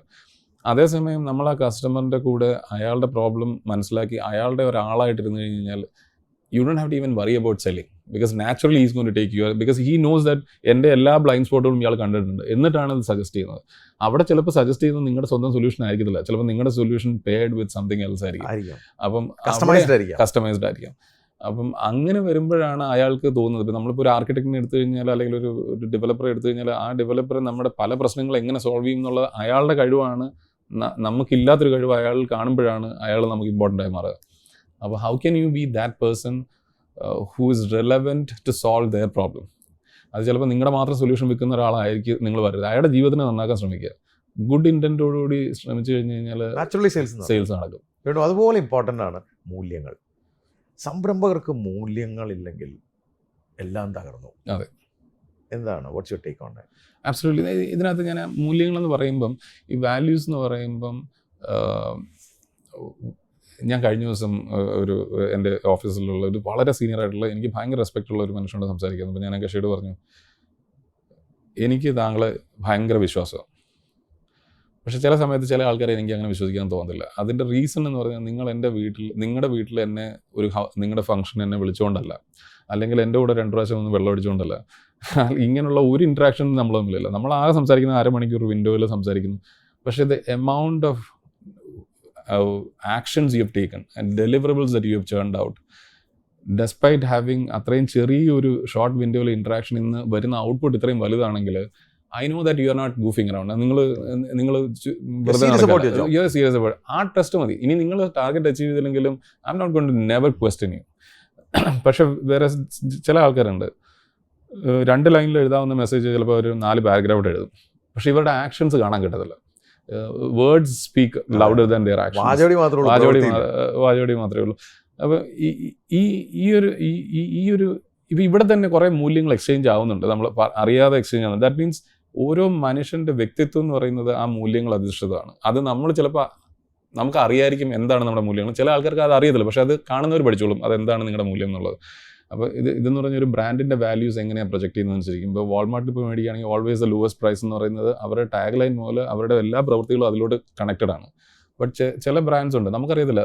അപ്പോൾ കൺസ്യൂമർ തീരുമാനിക്കുമോ ഈ ബ്രാൻഡ് ഇതാണ്, വേറൊരു സെറ്റ് ഓഫ് കൺസ്യൂമർ വിചാരിക്കും ഈ ബ്രാൻഡ് ഇതാണ്. ഇതെന്ന് പറയുന്നത് ഒരു മൾട്ടിപ്പിൾ പേഴ്സണാലിറ്റി സിൻഡ്രം പോലെ ആയി പോകും ആ brand. You should always have that. അപ്പോൾ ബ്രാൻഡിൻ്റെ ഇമോഷൻ എന്താ, ബ്രാൻഡിൻ്റെ ക്യാരക്ടർ എന്താ? ബ്രാൻഡ് എന്ന് പറയുന്ന ഒരു 4 ഭിത്തികളിൽ നിൽക്കുന്ന ഒരു സാധനമല്ലല്ലോ. അതിനൊരു മനുഷ്യൻ്റെ ഗുണങ്ങളുണ്ട്, അതിനകത്ത് വർക്ക് ചെയ്യുന്ന ആൾക്കാരുടെ ഗുണമാണ്, അതിൻ്റെ കളക്റ്റീവ് ഗുണമാണ് ആ ബ്രാൻഡിൻ്റെ ഗുണം.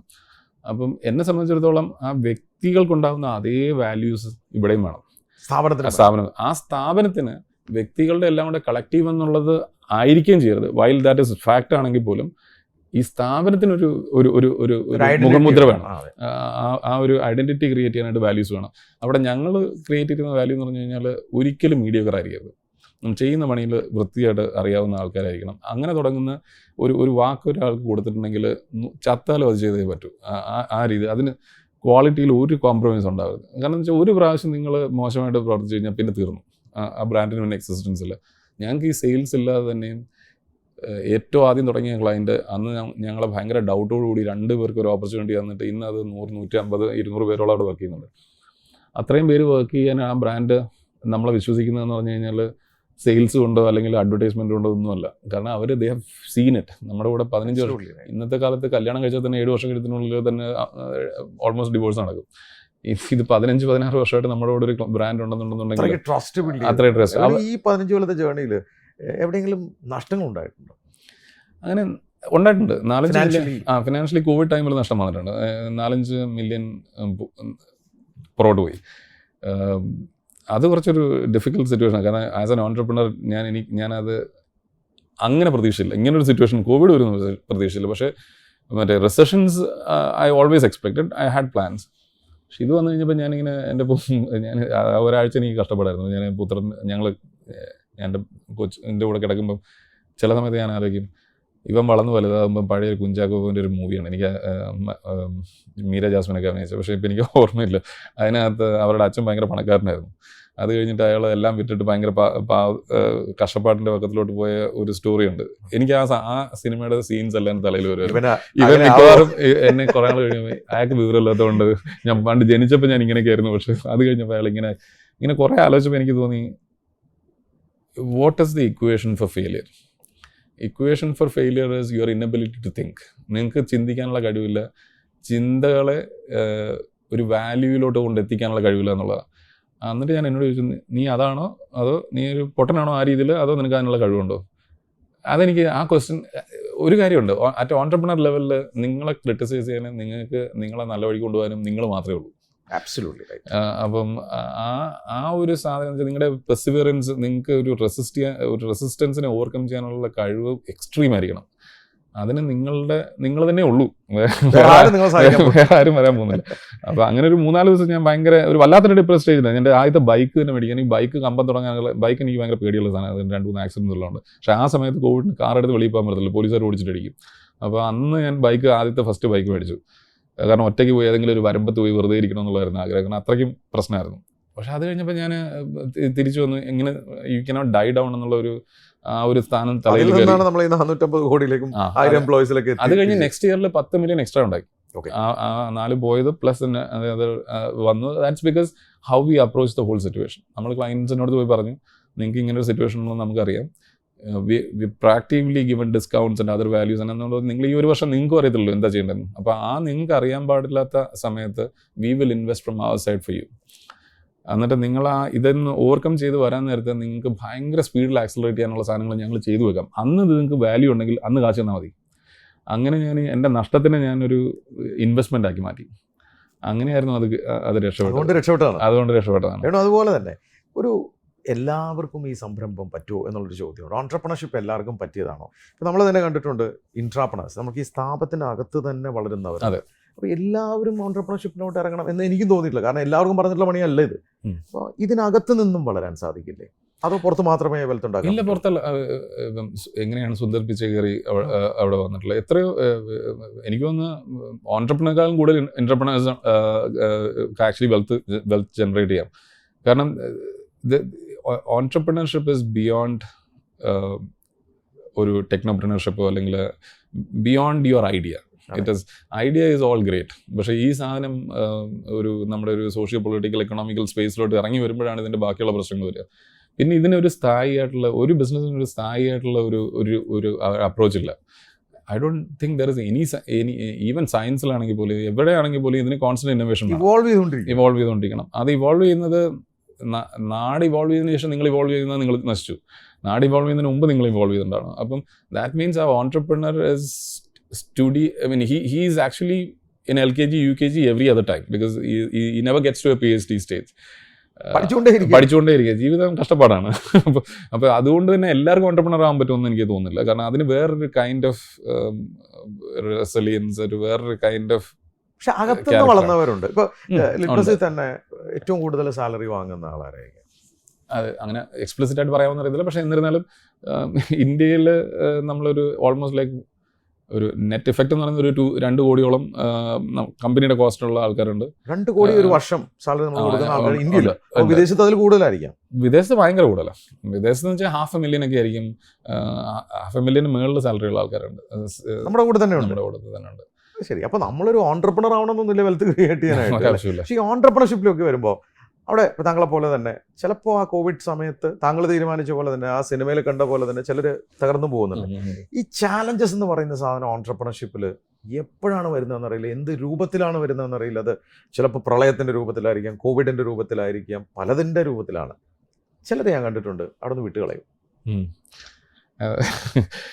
ഇത് ഞാൻ ഇന്റർവ്യൂ ചെയ്യുമ്പോൾ ലീഡേഴ്സിനെ ഇന്റർവ്യൂ ചെയ്യുമ്പോഴും ചെക്ക് ചെയ്യുന്നൊരു സാധനമാണ്. പക്ഷെ അത് ഭയങ്കര പാടാണ്. നമ്മൾ ഈ 2 മണിക്കൂറിൽ ഒരാളെ ഇന്റർവ്യൂ ചെയ്തെടുക്കാനും പറ്റത്തുള്ളൂ. ഈ ഞാനൊരു എക്സാമ്പിൾ എപ്പോഴും പറയുന്നത്, മോസസ് ഈജിപ്തിൽ നിന്ന് ആൾക്കാരെ പ്രോമിസ് ലാൻഡ് കാണിക്കാമെന്ന് പറഞ്ഞു വന്ന് റെഡ് സീയിലെത്തി. റെഡ് സീയിലെത്തിയപ്പോഴാണ് മനസ്സിലായത് കക്ഷിക്ക് അവിടെ അങ്ങനെ ഒരു സമുദ്രം അവിടെ ഇടയിലുണ്ടെന്നുള്ള കാര്യം. പുറയുന്ന വെറുതെ നിന്ന് കഴിഞ്ഞാൽ മറ്റേ പുറയുന്ന ആൾക്കാർ വന്ന് കൊല്ലുകയും ചെയ്യും. ഇന്നത്തെ ചില ലീഡേഴ്സ് ലീഡേഴ്സിന് ആ സമയത്ത് വേണമെങ്കിൽ പറയും, കൈയൊക്കെ പൊടിയൊക്കെ തട്ടിക്കളഞ്ഞിട്ട് പറയും, എൻ്റെ പൊന്നു മക്കളെ എനിക്കറിയത്തില്ല ഇങ്ങനെ ഒരു കടലിവിടെ ഉണ്ടെന്നുള്ള കാര്യം, നിങ്ങളൊക്കെ വീട്ടിൽ പോകും, ഞാനും വീട്ടിൽ പോകാം. പക്ഷേ he never stopped there. He was visualizing the promised land. Correct.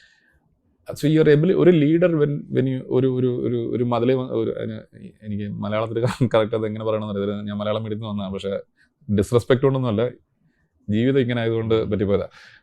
ഒരു when you hit the wall, I mean ഒരു ഡെഡ് എൻഡിൽ എത്തിക്കഴിഞ്ഞു, ഒരു ഡെഡ് മതിലിന്റെ മുമ്പിൽ പോകണമെന്ന് അറിയാത്തൊരു സിറ്റുവേഷൻ. അതിന്റെ അപ്പുറത്തെ ലോകത്തിന് വിഷ്വലൈസ് ചെയ്യാനും അതിൽ ഭയങ്കരമായിട്ട് വിശ്വസിക്കാനുമായിട്ടുള്ള കഴിവാണ് ലീഡർഷിപ്പ് എന്ന് പറയുന്നത്. ലീഡർഷിപ്പ് ജസ്റ്റ് ബിക്കോസ് നിങ്ങളൊരു CEO ആയതുകൊണ്ട് ഒരാൾക്ക് നിങ്ങളെ ബഹുമാനിക്കേണ്ട കാര്യമില്ല. ഏത് റോളിലും ബഹുമാനം കിട്ടുന്നത് നിങ്ങളുടെ കഴിവ് കൊണ്ട് മാത്രം. എത്രയോ മന്ത്രിമാരുണ്ട്, നമ്മൾ താഴെ മൂലം മേളം ഒരു ചീത്ത വിളിച്ചുകൊണ്ടിരിക്കും. അതിന് ചില ആൾക്കാരുണ്ട്, നമ്മൾ അബ്ദുൽ കലാം ഉണ്ട്, റെസ്പെക്ട് ചെയ്തു പോകും. അപ്പം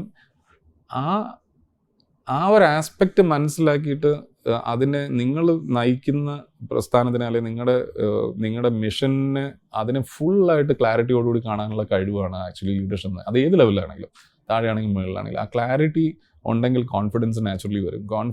ക്ലാരിറ്റി വെറുതെ വരത്തില്ല. Clarity then that means you need to really know what you are doing. അപ്പോൾ അത്രയും കാര്യങ്ങൾ ചെയ്താലേ ഈ പറയുന്ന പോലെ കളഞ്ഞിട്ടോടെ. അപ്പോൾ പിന്നെ രണ്ടാമത്തെ വേറൊരു ആസ്പെക്ട് ഉള്ളതെന്ന് വെച്ച് കഴിഞ്ഞാൽ, ഒന്ന് ആ ലീഡർഷിപ്പിൻ്റെ ക്വാളിറ്റി, രണ്ടെന്ന് പറയുന്നത് there are 2 kinds of people. I mean, ഒരു രീതിയിൽ പോയി കഴിഞ്ഞ് കഴിഞ്ഞാൽ ചില ആൾക്കാർ നമ്മളോട് സംസാരിക്കുമ്പോഴോ അല്ലെങ്കിൽ നമ്മൾ ആദ്യമായിട്ട് കാണുമ്പോഴോ ചിലപ്പോൾ എൻ്റെ ഫ്രണ്ട്സൊക്കെ പറയാറുണ്ട്, അയാളെ സൂക്ഷിച്ചോ. പക്ഷെ ഞാൻ അയാളെ അങ്ങനെ ആയിരിക്കത്തില്ല കാണും. അപ്പം ഒരു ഡൗട്ടോടുകൂടി അല്ലെങ്കിൽ ഒരു നെഗറ്റീവ് ആസ്പെക്റ്റോടുകൂടി അല്ലെങ്കിൽ ഒരു സംശയത്തിൻ്റെ ആസ്പെക്റ്റോടുകൂടി നമ്മൾ ഒരാളെ കാണുകയാണെങ്കിൽ ഏകദേശം ഉറപ്പിച്ചു നിങ്ങളൊരു ഓൺട്രപ്രണർ അല്ല. കാരണം നിങ്ങൾ ഓപ്പർച്യൂണിറ്റി കാണാൻ ശ്രമിക്കുന്ന ആളല്ല, നിങ്ങളെ സേഫ് ആക്കാൻ ശ്രമിക്കുന്ന ഒരാളാണ്. അപ്പം നേരത്തെ പറഞ്ഞ ഈ കോവിഡ് വരുമ്പോൾ ഇട്ടിട്ട് പോകുക എന്ന് പറയുമ്പം അവിടെ നിങ്ങളെ കണ്ടത് പൈസയുടെ പുറത്തൂടെ. അപ്പോൾ ഇനി ഞാൻ കൂടുതൽ കാശ് കളയണ്ടേ എന്നുള്ള ആസ്പെക്റ്റിൽ. അപ്പം നഷ്ടം വരുമ്പം എന്നാൽ ബിസിനസ് നിർത്തി പോവുക എന്ന് പറയുന്നത് may be it is good, പക്ഷേ അതൊരു ലീഡർഷിപ്പ് അല്ല. ലീഡർഷിപ്പ് എന്ന് പറഞ്ഞാൽ ആ നഷ്ടം വന്നതൊക്കെ, പക്ഷേ ഞാൻ എങ്ങനെയാണ് when the world is going slow how do I go fast എന്ന് പറഞ്ഞിട്ട് തിരിച്ചു കൊണ്ടുവരിക എന്നുള്ള ആ കഴിവുണ്ടെന്നുണ്ടെങ്കിലാണ് റിയൽ ലീഡർഷിപ്പ് എന്ന് പറയുന്നത്. എൻ്റെ അഡ്വൈസ് അത് എല്ലാവർക്കും പറ്റണമെന്നില്ല, അതുകൊണ്ടാണ് എല്ലാവർക്കും പറ്റില്ല എന്ന് പറയുന്നത്. താങ്കളുടെ അടുത്ത ജേർണി എങ്ങനെയാണ്? ഇനി അടുത്ത സ്വപ്നങ്ങൾ എന്താണ് ടാർഗറ്റ്? 450 കോടിയിൽ നിന്ന് എങ്ങോട്ടാണ്? എൻ്റെ ആവശ്യം 250 മില്യൺ. 250 മില്യൺ എന്ന് പറയുമ്പം ഒരു 650 ഒക്കെ അല്ല, അത് ഈ വർഷം എനിക്കൊരു 650 മില്യണിലോട്ട് പോകണം. 650 ക്രോസിലോട്ട് സോറി. പക്ഷേ 250 മില്യൺ ഒരു 4 വർഷത്തിനുള്ളിലേക്കാണ് ഞാനത് പ്ലാൻ ചെയ്യുന്നത്. അത് 250 മില്യൺ എന്ന് പറയുമ്പോൾ ഒരു somewhere around 1,600+ crore, 1,600 കോടിക്ക് മുകളിൽ 4 വർഷം കൊണ്ട് എത്തണം. എന്തായാലും ഞാൻ ഇന്ത്യൻ രൂപയെ കണക്കൂട്ടിയിട്ടില്ല. അപ്പോൾ അവിടെ എത്തണം എന്നുള്ളതാണ് എൻ്റെ ആവശ്യം. there are lots of challenges. I mean, it's not easy, absolutely not easy. കാരണം എന്ന് വെച്ച് കഴിഞ്ഞാൽ ഇപ്പോൾ ഉള്ള ലെവലിൽ നിന്ന് അതാക്കണമെന്നുണ്ടെന്നുണ്ടെങ്കിൽ എവറി ഇയർ നമുക്ക് ഡബിൾ ചെയ്യണം ഓൾമോസ്റ്റ്. അപ്പം അതൊരു റീസണബിളി ഇമ്പോസിബിൾ ടാസ്ക് ആണ്. പക്ഷേ you can make it happen. I mean, there is nothing impossible. Challenge എന്ന് പറയുന്നത് നല്ലൊരു സുഖമുള്ളൂ. വെറുതെ എന്തെങ്കിലും കിട്ടുമ്പം അതിനകത്തൊരു അട്രാക്ഷൻ ഇല്ല. ഞാൻ വേണുവിൻ്റെ ആ ഒരു വാഹന മോഹത്തോട് തിരിച്ചു വരികയാണ്. ഈ വണ്ടികൾ പണ്ട് തൊട്ട് ക്രേസ് ആണോ? വണ്ടിയോട് എനിക്കിഷ്ടമാണ്. എന്ന് വെച്ച് കഴിഞ്ഞാൽ വണ്ടി ഓടിക്കാനും അത് ലാർജ്ലി 4 വീലിലോട്ടൊക്കെ ആയിരുന്നു എൻ്റെ ഭയങ്കര. എവിടെ നിന്നാണ് ഈ ലക്ഷറി വെഹിക്കിൾസിനോടൊരു കമ്പം വന്നത്? അതെൻ്റെ ഒരു ഫ്രണ്ട്. അപ്പം എനിക്ക് ഒരു ദിവസം ഞാൻ വെറുതെ ഇരുന്നപ്പോൾ ഒരു കക്ഷി എനിക്ക് വണ്ടി ഒരാഴ്ച നമ്മുടെ ഇവിടുത്തെ തന്നെ പോഷയുടെ നമ്മുടെ കൊച്ചി പോഷയിൽ അവരെനിക്കൊരു വണ്ടി ഇട്ട് ഒരാഴ്ചയ്ക്ക് തന്നിട്ട് ഓടിച്ചോളാൻ പറഞ്ഞു. അങ്ങനെയായിരുന്നു ഞാനത് ഓടിച്ചപ്പോഴാണ് എനിക്ക് ഈ സ്പോർട്സ് കാറിൻ്റെ ആ ഒരു റിയൽ ഫീൽ മനസ്സിലാകാൻ തുടങ്ങിയത്. പിന്നെ എൻ്റെ ഒരു ഫ്രണ്ട് ഉണ്ടായിരുന്നു, ഭയങ്കരമായിട്ട് എന്നെ പുഷ് ചെയ്തു. അപ്പോൾ ഇങ്ങനെ അവസാനം ഞാൻ പോഷ മേടിച്ചു കഴിഞ്ഞപ്പോഴാണ് അതിൻ്റെ അത് അൺലോക്ക് ചെയ്തു എൻ്റെ ഉള്ളിലുള്ള വേറൊരു വേണുവിനെ. അങ്ങനെ പിന്നെ ഞാൻ നോക്കിയപ്പം എന്നാൽ പിന്നെ ആയിക്കോട്ടെ, അങ്ങനെ പിന്നെ കൂടുതൽ പോഷ കഴിഞ്ഞ് പിന്നെ സ്റ്റെറാട്ടോ മേടിച്ചു. അതൊരു 1500 വണ്ടികൾ വേൾഡ് ഓവറുള്ള അതിനകത്ത് ഒരു വണ്ടി. അപ്പോൾ അതൊരു അപ്രീഷിയേറ്റിംഗ് അസറ്റ് അത്. പിന്നെ അത് കഴിഞ്ഞപ്പോൾ ഉറൂസ് മേടിച്ചു. പിന്നെ ഈ പറഞ്ഞ റൂൾസ് പിന്നെ 2-3 അവിടെ ഇവിടെയൊക്കെ വരാനൊക്കെ ആയിട്ടുണ്ട് ഈ വർഷം. അതായിരുന്നു അവസാനം. എന്താണ് ആ വാഹനത്തിന്റെ പ്രത്യേകത റോൾസ് റോയ്സിന്റെ? റോൾസ് റോയ്സ് മേടിക്കാനുള്ള കാര്യം സത്യം പറഞ്ഞു കഴിഞ്ഞാൽ സ്പോർട്സ് കാറുമായിട്ട് ഒരു ബന്ധമില്ലാത്തൊരു കാറാണല്ലോ. പല ആൾക്കാരും പറയാം അതിന് യാതൊരു ഫീലും ഇല്ല എന്നൊക്കെ പറയും. പക്ഷെ എന്നെ സംബന്ധിച്ചിടത്തോളം എനിക്ക് റിവാർഡ് ചെയ്യണമെന്ന് വിചാരിച്ചൊരു എന്നെ ആരും അപ്രീഷിയേറ്റ് ചെയ്യാനില്ലല്ലോ. എന്നെ അപ്രീഷിയേറ്റ് ചെയ്യാൻ ഞാൻ തന്നെ അപ്രീഷിയേറ്റ് ചെയ്യണം. ഇപ്പോഴും എൻ്റെ അമ്മ പറയുന്നത് നിനക്ക് ബുദ്ധിമുട്ട് വരുമല്ലെന്ന് പറയുന്നത്. അപ്പോൾ അതിന് എന്തെങ്കിലുമൊക്കെ ചെയ്യണമല്ലോ. അപ്പം അങ്ങനെ ഒരു സെൽഫ് റിവാർഡിങ് മെക്കാനിസം ആയിരുന്നു. And it's not easy for somebody to when I go and see that car I feel like I got to some place in life. ആ ഒരു റിമൈൻഡർഷിപ്പാണ്, ആ ഒരു റിമൈൻഡിങ് പ്രോസസ്സാണ്. Pat on the shoulder. ദൈവം സഹായിച്ചു അത് വാങ്ങിക്കാൻ പറ്റി. ഇനിയിപ്പോൾ അതൊക്കെ വേണമെന്ന് ചോദിച്ചു കഴിഞ്ഞാൽ, ഇതൊക്കെ ഉണ്ടെങ്കിൽ അതൊക്കെ നടക്കുമെന്ന് ചോദിച്ചു കഴിഞ്ഞാൽ അങ്ങനെയൊന്നും വേണ്ട. ചോദിച്ചോട്ടെ, നമ്മൾ എല്ലാവരും ചിന്തിക്കുന്ന ഒരു കാര്യം ഉണ്ടാവും. ഇപ്പോൾ അന്ന് ഉറൂസ് എടുത്ത സമയത്താണ് ഒരു 0007, ആ 7 വേണ്ടിയിട്ടൊരു 45.99 46 ലക്ഷത്തോളം മുടക്കി. അതൊരു പ്ലാൻഡ് ആയിട്ടായിരുന്നോ അതോ ആക്സിഡന്റിലായിരുന്നോ? ഞാനതൊരു 7 ലക്ഷമൊക്കെ വരുമ്പോഴത്തേക്കും വിട്ടേക്കാൻ പറഞ്ഞിട്ട് ഞാൻ പോയതാണ്. ഞാനിപ്പോൾ ഇവിടെ ഇല്ലായിരുന്നു, ഞാൻ ന്യൂസിലാൻഡിലായിരുന്നു. ഓക്കെ. അപ്പോൾ നല്ല ടൈം ഡിഫറൻസ് ഉണ്ടല്ലോ. അപ്പോൾ എൻ്റെ അക്കൗണ്ട്സിൽ ഞാനത് പറഞ്ഞിട്ടാണ് പോയത്. ഒരു 7 ലക്ഷം ആകുമ്പം 8 ലക്ഷം. പക്ഷെ പിന്നെ നെറ്റ്വർക്ക് വന്നപ്പോൾ 8 ലക്ഷമൊക്കെ മാറി അവർ 14 12 കണ്ടെത്തി. പിന്നെ അത് കഴിഞ്ഞ് ഞാൻ എൻ്റെ നെറ്റ്വർക്ക് വരുമ്പോഴത്തേക്കും ഓരോ സംസാരവും ഒരു 3-4 മിനിറ്റിനുള്ളിൽ നടക്കുമ്പോഴത്തേക്കും ഇത് ഏകദേശം 22 കഴിഞ്ഞു. അപ്പോൾ ഞാൻ വിചാരിച്ചു എന്നാൽ പിന്നെ ആയിക്കോട്ടെ, എന്തായാലും ഒരു രസമുണ്ടല്ലോ. അപ്പുറത്തിരിക്കുന്ന ആളും അത്യാവശ്യം വൃത്തിയായിട്ട്. പിന്നെ ഞാൻ ഇതിനെയൊക്കെ ഒരു യൂണിവേഴ്സിൻ്റെ ഒരു പ്ലേ ആയിട്ട് ഞാൻ കാണുന്നുള്ളൂ. അപ്പം ഇങ്ങനെ ഒരു സിറ്റുവേഷനിൽ എന്നെ കൊണ്ടെത്തിച്ചപ്പോൾ എനിക്ക് 2 ചോയ്സ് ഉണ്ട്. ഇട്ടിട്ട് പോവുക, ഇല്ലെങ്കിൽ അത് കളിക്കുക, ആ സാധനത്തിൻ്റെ പ്ലേ അലോങ് വിത്ത് ഇറ്റ്. പിന്നെ ഞാൻ നോക്കിയപ്പം ഭാവിയിൽ എനിക്ക് വേറെ കുറേ കാര്യങ്ങൾ നമ്മുടെ നാട്ടിലും ചെയ്യാനുണ്ട്. അപ്പോൾ എന്നെ ഇവിടെ ഒരു മനുഷ്യനും അറിയത്തുമില്ല. അപ്പം ഒരു കണക്കിന് എനിക്ക് തോന്നി may be it is A good way of marketing. അപ്പം ഞാൻ ഇവർക്ക് പറഞ്ഞു. പിന്നെ ഞാൻ അറിയുന്നത് ഇത്രയും രൂപയിൽ ഇത് മേടിച്ചു എന്ന് പറഞ്ഞിട്ടാണ് അറിയുന്നത്. ഞാൻ ഓർത്ത് കേരളത്തിൽ ചിലപ്പോൾ ആവുമായിരിക്കും, കാരണം പത്രത്തിൽ വരും ഒരു ലൈൻ, അത്രേ വിചാരിച്ചുള്ളൂ. പക്ഷേ അത് അവസാനം ഞാൻ തിരിച്ച് ഫ്ലൈറ്റിൽ കയറി കഴിഞ്ഞപ്പോൾ അത് ഇന്ത്യയിലെത്തി. ഇപ്പം ഞാൻ ഡൽഹിയിൽ വരെ ആൾക്കാർ അറിയും. അപ്പം അങ്ങനത്തെ ഒരു അവസ്ഥയാണ്. അപ്പോൾ എനിക്ക് തോന്നുന്നു 46 ലക്ഷം രൂപ ഞാൻ അല്ലാതെ മുടക്കിയിരുന്നെങ്കിൽ എന്നെ ഒരു മനുഷ്യനും അറിയത്തില്ല. നല്ലൊരു മാർക്കറ്റിംഗ് ടൂൾ ആയി പോയി അതല്ലേ. അവിടെ വേണു വലിയ സ്വപ്നങ്ങളാണ്, ഒരു ഫ്ലൈയിങ് ക്ലബ്ബും ഒക്കെ അല്ലേ. എന്താണ് ആ പരിപാടി? അത് എനിക്ക് തോന്നുന്നത് ആ ഒരു സെക്ടർ എന്ന് പറയുന്നത് കുറച്ച് മൊണോപ്പൊളൈസ്ഡ് ആയിട്ടുള്ള ഒരു വളരെ എക്സ്ക്ലൂസീവായിട്ട് വെച്ചേക്കുന്ന ഒരു സ്പേസ് ആണ്. പക്ഷെ അത്രയും കോസ്റ്റിൻ്റെ ആവശ്യം ഇല്ല, അതിൻ്റെ അവൈലബിലിറ്റി ഇല്ല ഫ്ലൈറ്റ്സിന്. എന്ന് വെച്ച് കഴിഞ്ഞാൽ അത് ഒരു മണിക്കൂറിന് നമ്മൾ ഫ്ലൈറ്റ് ചാർട്ട് ചെയ്യണമെങ്കിൽ 3 ലക്ഷം, ഏകദേശം 3.5 ലക്ഷം അങ്ങനെ ചാർട്ട് ചെയ്തിട്ടുണ്ടെങ്കിൽ അത്രയും കാശാവും. അപ്പം ഞാൻ ഓർത്തു ഒത്തിരി പേർക്ക് ടൈമിനെ ഒരു ടൈം വാല്യൂ മണി എന്ന് പറയുന്ന സ്പേസ് ഉണ്ടല്ലോ. അപ്പോൾ ടൈമിന് സെൻസിറ്റീവ് ആയിട്ടുള്ള ആൾക്കാർക്ക് ഇന്നത്തെ ചാർട്ടറിങ് is not really helping unless you are like filthy rich and you don't care about spending those kind of money. അപ്പോൾ എനിക്ക് I thought we can bring it down. അപ്പം എന്നെ സംബന്ധിച്ചുള്ള എനിക്കൊരു ജെറ്റ് മേടിക്കണമെന്ന് ചോദിച്ചു കഴിഞ്ഞാൽ മേടിച്ചാൽ കൊള്ളായിരുന്നു, അത്രയും കാശ് കിട്ടിയെന്നെ കൊള്ളായിരുന്നു ഒരു ആഗ്രഹമുണ്ട്. പക്ഷെ അത് മേടിച്ചുകൊണ്ട് നടക്കുക എന്ന് പറഞ്ഞാൽ ചെറിയ പണിയല്ല. അപ്പം അങ്ങനെയാണെങ്കിൽ എന്തുകൊണ്ട് നമുക്ക് അങ്ങനെ ഒരു ഗ്രൂപ്പ് ഓഫ് ആൾക്കാരെ കണ്ടുപിടിച്ചിട്ട് ഒരു പ്രൈവറ്റ് ജെറ്റിൻ്റെ ഒരു ക്ലബ്ബ് ഉണ്ടാക്കിക്കൂടാ? So that they get to access എല്ലാ സാധനങ്ങളും. അപ്പോൾ ഈ കോസ്റ്റ് ഭയങ്കരമായിട്ട് നമുക്ക് കുറച്ച് കൊണ്ടുവരാൻ പറ്റും. അങ്ങനെയൊക്കെ ഒരു ഫിനാൻഷ്യൽ എഞ്ചിനീയറിംഗ് നടത്തി നോക്കിയപ്പം അതിൻ്റെ ബേസിലുണ്ടായിരുന്ന ഒരു കോൺഫിഡൻസിലാണ് ഞാനത് തുടങ്ങാമെന്ന് വിചാരിച്ചത്. തുടക്കം കുറിച്ചോ? ഞാൻ കമ്പനി രജിസ്റ്റർ ചെയ്തു. അപ്പോൾ അതിൻ്റെ പ്രോസസ്സ് നടന്നുകൊണ്ടിരിക്കുക. നമ്മളൊരു ഹെലികോപ്റ്റർ വാങ്ങിച്ചു. അത് ശരി. അപ്പൊ ഇവിടെ നമ്മൾ ഉറൂസിന്റെ കാര്യം റോൾസ് റോയ്സിന്റെ കാര്യം മാത്രമേ പറഞ്ഞിട്ടുള്ളൂ. വേണു ഹെലികോപ്റ്റർ വാങ്ങി. ന്യൂസിലാൻഡിൽ പോയപ്പോൾ ആ സമയത്ത് ഈ ഹെലികോപ്റ്റർ വാങ്ങിച്ചുകൊണ്ടിരിക്കുകയായിരുന്നു. അപ്പൊ അതും നടന്നതിന്റെ ഇടയിൽ ഹെലികോപ്റ്റർ വാങ്ങിച്ചിട്ടുണ്ട്. അപ്പൊ അതൊരു പുതിയ ആശയമാണ്. അതെ, അതൊരു പുതിയ ആശയം. ഇന്ത്യയിൽ അതില്ല. നമ്മൾ നോക്കിയപ്പോൾ ഇവിടെ നമ്മളൊരു ഓൺട്രപ്രണർഷിപ്പിന്റെയും ഈ ലക്ഷറിയുടെ ഒക്കെ കാര്യം പറഞ്ഞത് എനിക്ക് വ്യക്തിപരമായി അറിയാവുന്ന സുഹൃത്താണ് വേണു. വേണുവിന് വേറൊരു മുഖമുണ്ട്. അതായത് ഈ വേറെ സോഷ്യൽ പേഴ്സൺ എന്ന് വെച്ചാൽ സമൂഹത്തിലേക്ക് എന്തെങ്കിലും നന്മ ചെയ്യണം എന്ന ആഗ്രഹമുള്ളൊരു വ്യക്തി കൂടിയാണ്. താങ്കളുടെ CSRന്റെ ഭാഗമായി സ്കൂളുകളിൽ കുട്ടികളെയൊക്കെ താങ്കൾ സഹായിക്കുന്നുണ്ട്. എന്താണ് അതിൻ്റെ ഒരു മിഷൻ? എന്താണ് അതിൻ്റെ പേര്? എന്താണ് അതിൻ്റെ ഒബ്ജക്റ്റീവ്സ്? പേര് ടേബിൾ ഓഫ് ഹാപ്പിനെസ് എന്നായിരുന്നു. ആ പേരിടാനൊരു കാര്യം ഉണ്ടായിരുന്നു. ബേസിക്കലി ഞാൻ എൻ്റെ ജീവിതം തന്നെ വെച്ചിട്ടായിരുന്നു ഞാൻ അവിടെ എത്തിയത്. ചെയ്യാൻ വേണ്ടി ചെയ്യുന്നതല്ല. ഞാൻ ഒരു കാര്യങ്ങളും ചെയ്യാൻ വേണ്ടി ചെയ്യുന്നതല്ല. അത് അങ്ങനെ ആയിപ്പോകുന്നതാണ്. ഞാൻ പണ്ട് ചെറുതായിരുന്ന സമയത്ത് സ്കൂളിലൊക്കെ പിള്ളേർ, കാരണം ഞാൻ ഫസ്റ്റ് നെന്മാറയിൽ സ്കൂളിൽ പോകുമ്പോൾ ആദ്യം ദിവസം കാണുന്നത് ആസിഡ് ബൾബ് എടുത്ത് എറിയുന്നതായിരുന്നു കാണുന്നത്. അവിടെ SFI KSU അടി ബഹളം. അപ്പോൾ എനിക്ക് ഭയങ്കര പേടിയായിരുന്നു ഇതൊക്കെ. അപ്പോൾ ഒത്തിരി പേര് ബേസിക്കലി യു ഗെറ്റ് ബുള്ളീഡ്. ആ ഒരു പ്രശ്നമുണ്ടല്ലോ. ഒന്നാമത്തെ കാര്യം, ഞാൻ അച്ഛൻ ഈ ഫോറസ്റ്റ് ഡിപ്പാർട്ട്മെൻറ്റിലായിരുന്നു. എപ്പോഴും ഇങ്ങനെ ട്രാൻസ്ഫർ വരുന്നതുകൊണ്ട് ഒരിടത്തും സ്ഥിരമായിട്ടില്ല. പിന്നെ അതൊക്കെ കഴിഞ്ഞിട്ട് ഏതോ ഒരു ദിവസം എന്തൊക്കെയോ പറ്റി അവസരം ഞാനും വേറൊരു പയ്യനും തമ്മിൽ എന്തോ ഒരു ചെറിയൊരു സംഘർഷമൊക്കെ ഉണ്ടായി. അപ്പം ഞാൻ എങ്ങനെയോ ജയിച്ചു എന്ന്, വളരെ ചെറിയ കൊച്ചു പിള്ളേരല്ലേ. പക്ഷെ അപ്പോൾ ഒരു കോൺഫിഡൻസ് എൻ്റെ മനസ്സിൽ ഭയങ്കരമായിട്ട് വന്നിട്ടുണ്ടായിരുന്നു. അത് കഴിഞ്ഞിട്ട് ഞാൻ മാർഷൽ ആർട്സിന് പോയി. അതും പോകുമ്പോൾ എനിക്ക് പേടിയായിരുന്നു, കാരണം ഇത് ഇടികൊള്ളുമല്ലോ എന്നൊക്കെ പേടിച്ചിട്ട് എന്നെ വീട്ടിൽ പറയാതെ പോയി. പക്ഷേ അവസാനം I came out. That change my whole life. എൻ്റെ physical side of the world. ഇനി ഇതൊക്കെ കഴിഞ്ഞ് കഴിഞ്ഞിട്ട് വർക്കിൽ വന്നപ്പോഴും നമ്മുടെ കോൺഫിഡൻസ് നമ്മളെങ്ങനെ കൊണ്ടുപോകുന്നുള്ളൂ. അപ്പം ഞാൻ ഓർത്തു, എന്തുകൊണ്ട് നമുക്ക് ഈ കോൺഫിഡൻസ് പിള്ളേരിൽ കൊണ്ടുപോകുന്നുണ്ട്? അതിനും വേറെ കുറേ ചിന്തകളുണ്ട്. പക്ഷേ അവസാനം അത് പിള്ളേരിലെത്തി. അപ്പോൾ ഞാൻ ഒരു ദിവസം ഇവിടെ നമ്മുടെ പനമ്പള്ളി എന്ന് പറഞ്ഞൊരു ഗവൺമെൻറ് സ്കൂളിലുണ്ട്. അപ്പോൾ അവിടെ നമ്മളൊരു ഇൻ്റർവ്യൂ നടത്തി, ഇതെങ്ങനെ നമ്മൾ അപ്ലൈ ചെയ്യണം പിള്ളേരിൽ എന്നുള്ളത് നമുക്കും പഠിക്കണമല്ലോ. അപ്പോൾ അതിനകത്തൊരു ക്വസ്റ്റ്യനെയറിലുണ്ടായിരുന്ന ഒരു ചോദ്യം ഒരു കൊച്ചിനോട് ചോദിച്ചപ്പം, വളരെ പാവപ്പെട്ട വീട്ടിൽ നിന്ന് പറയുന്ന ഒരു കുട്ടിയാണ്.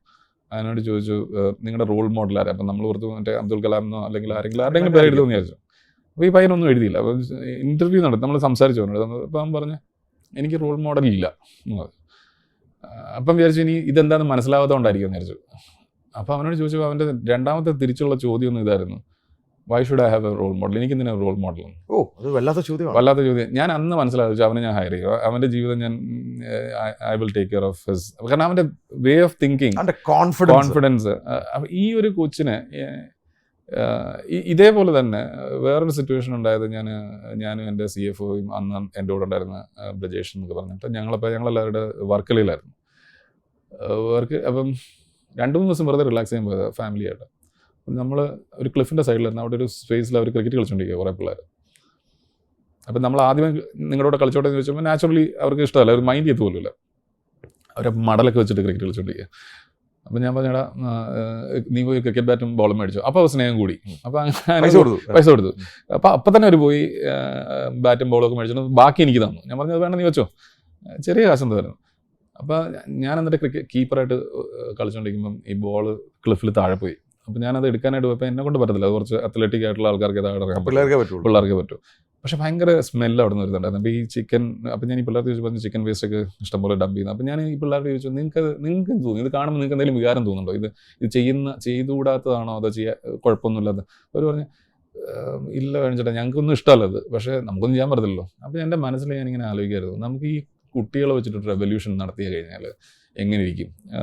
അപ്പോൾ അതിൻ്റെ മുന്നോടിയായിട്ട് വേണ്ടത് ഈ കോൺഫിഡൻസ്. ഇനി ഈ കോൺഫിഡൻസ് ഉള്ള പിള്ളേരെ നല്ലോണം ഡയറക്റ്റ് ചെയ്തില്ലെങ്കിൽ അവരുടെ കോൺഫിഡൻസ് ഒന്നിലൊരു ഗുണ്ടയാവും, ഇല്ലെന്നുണ്ടെങ്കിൽ ചിലപ്പോൾ ഓട്ടോറിക്ഷ ഓടിക്കാൻ പോകും. ഇവർക്ക് അറിയത്തില്ല, ഇവരുടെ സ്കൂളിലൊന്നും ഇത് എന്നെ നാവിഗേറ്റ് ചെയ്യാൻ പറ്റത്തില്ല. അപ്പോൾ എനിക്ക് തോന്നി ഈ പിള്ളേരെ സേവ് ചെയ്ത് എങ്ങനെ ചെയ്യും. അങ്ങനെയായിരുന്നു ഈ സാധനം ഉണ്ടായത്. ഇതേ സമയത്ത് ഞാൻ അന്റാർട്ടിക്ക പോയിട്ടുണ്ടായിരുന്നു. അപ്പോൾ അന്റാർട്ടിക്ക പോയി ആ ഒരു നേച്ചറിൻ്റെ മെഗ്നാനിമിറ്റിയെ കണ്ടപ്പം നിങ്ങളൊന്നും അല്ല എന്ന് നമ്മളെ നേരിട്ട് പഠിപ്പിക്കും. ഒരൊറ്റ സൈറ്റിൽ മനസ്സിലാവും. അപ്പൊ ഞാൻ ഒന്നുമല്ല, അതൊരു ഭയങ്കര വല്ലാത്തൊരു റെവലേഷൻ ആയിരുന്നു. ബ്ലാക്ക് ആൻഡ് വൈറ്റ് ആയിട്ടുള്ള, കളർലെസ് ആയിട്ടുള്ള ഒരു പ്രകൃതി ഇങ്ങനെ മുമ്പിൽ ഇങ്ങനെ പോസ് ചെയ്ത് നിൽക്കുമ്പം ജീവിതത്തിൽ ആദ്യമായിട്ട് വാവ് ഫീൽ എനിക്ക് കിട്ടിയതെന്നാ. അപ്പോൾ അന്ന് ആ ഫ്ലൈറ്റിൽ തിരിച്ചു വരുമ്പോഴാണ് ഞാൻ ഇതിൻ്റെ മൊത്തം മാനിഫെസ്റ്റോ എഴുതുന്നത്, ഈ ടേബിൾ ഓഫ് ഹാപ്പിനെസ്.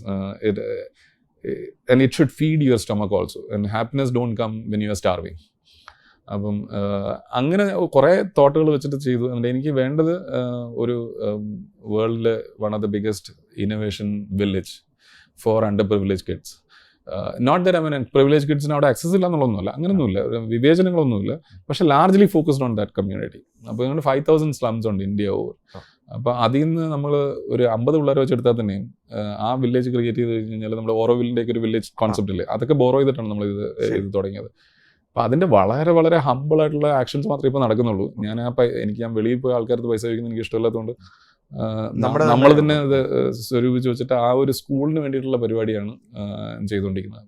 അപ്പം എനിക്ക് വേണ്ടിയത് ഈ കുട്ടികൾക്ക് എന്താവാൻ പറ്റും. കാരണം ഒരാളുടെ ജീവിതം വെച്ചാണ് നമ്മൾ കളിക്കുന്നത്. സ്കൂളെന്ന് പറയുമ്പം ചെറിയ ചെറിയ പരിപാടിയല്ല. നിങ്ങളുടെ ക്രിയേറ്റിവിറ്റിയൊക്കെ അപ്ലൈ ചെയ്തിട്ട് അവസാനം ഒരു കൊച്ചിന് എങ്ങും എത്താതായി കഴിഞ്ഞാലുള്ള പ്രശ്നമുണ്ടല്ലോ. അപ്പം ഞാൻ ഇപ്പോൾ ചെയ്തുകൊണ്ടിരിക്കുന്നത് ഈ കുട്ടികൾ പഠിച്ച് എത്തിക്കഴിഞ്ഞാൽ ഉണ്ടാകുന്നൊരു സ്റ്റേജ് ഉണ്ട്. ആ സ്റ്റേജ് എങ്ങനെ ഇരിക്കുന്ന ആദ്യം എസ്റ്റാബ്ലിഷ് ചെയ്യുക, അതിനുശേഷം സ്കൂൾ തുടങ്ങുക.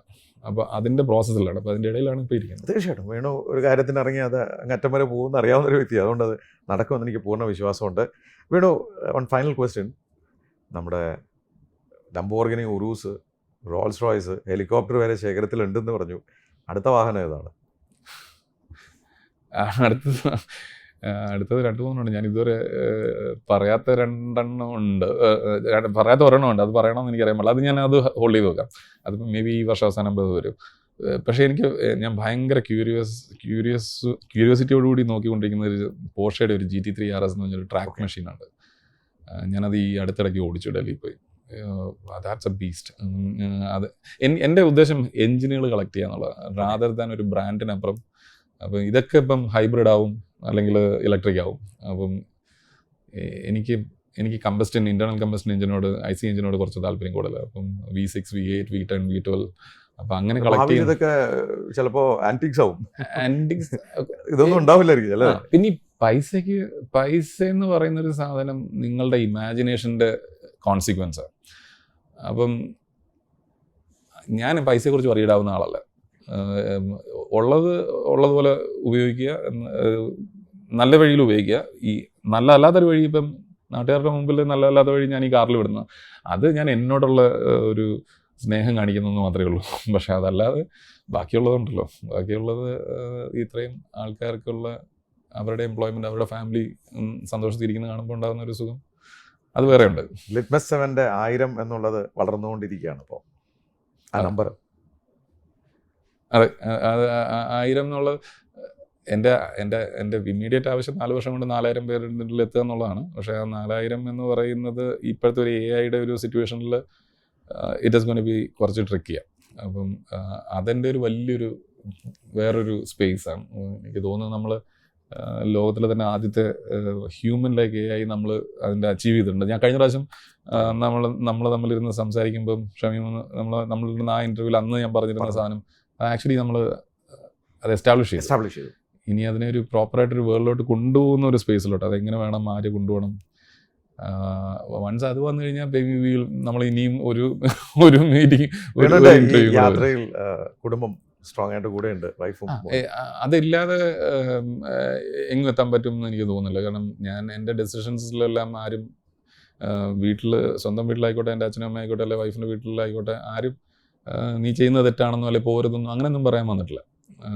they were always there. കടത്തിലായിരുന്ന സമയത്തും അവർ കൂടെ ഉണ്ടായിരുന്നു. വൈഫ് ലിറ്റ്മസിലുണ്ട്. ഫിനാൻസും HR സൈഡും ഫിനാൻസും എല്ലാം. മകനും ഈ കാർ ക്രൈസ് ഉണ്ടോ? അവന് ഭയങ്കര അവൻ എനിക്കൊന്നും വല്ല ഓട്ടോമൊബൈൽ മെക്കാനിക്കല്ലോ ആവുമെന്ന് എനിക്ക് തോന്നുന്നു. കാരണം ആ രീതിയിലുള്ള ക്രൈസ് അവൻ്റെ.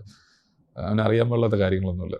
ചെറുപ്രായത്തിൽ തന്നെ അച്ഛൻ്റെ ഒരു റോൾ മോഡലാക്കി വെച്ചിട്ടുണ്ട്. അപ്പോൾ ഞാൻ ചിന്തിക്കുമ്പോൾ ഞാൻ അവനോട് ചോദിക്കുന്നത് എനിക്ക് എന്താ അവന് ആഗ്രഹം.